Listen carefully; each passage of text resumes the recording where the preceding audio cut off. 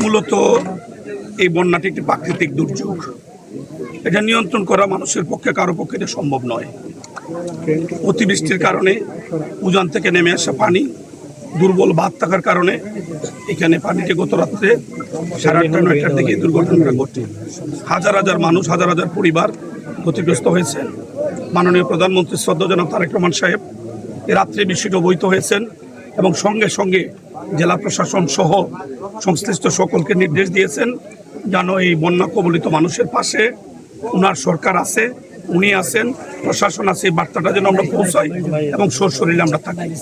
আপনারা সবাই দেখেছেন আমাদের ডিসি সাহেব গত রাত্রে 2টা-2:30 পর্যন্ত, আমাদের ইউএনও সাহেব, আমাদের দলীয় নেতৃবৃন্দ, অন্যান্য প্রশাসনের কর্মকর্তারা, পানি উন্নয়ন বোর্ড সহ সবাই যার যার সামর্থ্য অনুযায়ী তারা সর্বোচ্চ চেষ্টা করছেন, মানুষকে আশ্বস্ত করছেন, মানুষকে তারা নিরাপদে সরানোর ব্যবস্থা করছেন।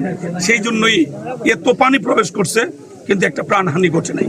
এটাই প্রমাণিত হয় যে সরকার আন্তরিক ছিল, প্রশাসন ডিসি সাহেবের নেতৃত্বে ওনারা মাঠে কাজ করছেন। সকালে আমাদের সচিব মহোদয়, আমাদের পানি উন্নয়ন বোর্ডের সচিব, পানি উন্নয়ন বোর্ডের ডিজি, প্রধানমন্ত্রীর নির্দেশে ওনারা সশরীরে আসছেন।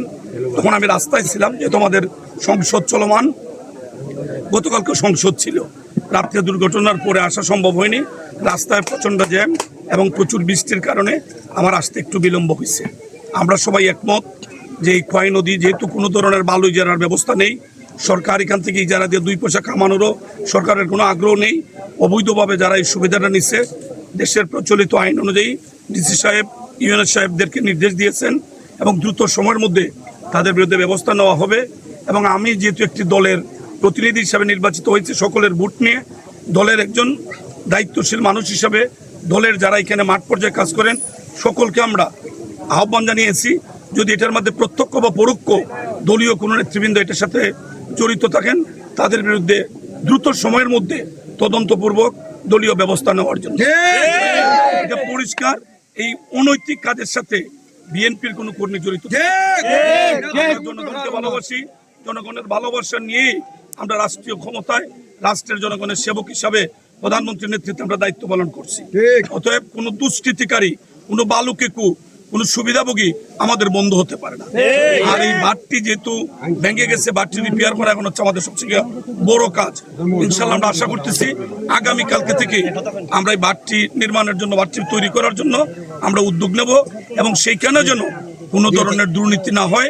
ডিসি সাহেব ওনার প্রতিনিধি রাখবেন, এলাকার মানুষ যারা আছেন, মূলত তো দেশের জনগণই হচ্ছে দেশের মালিক।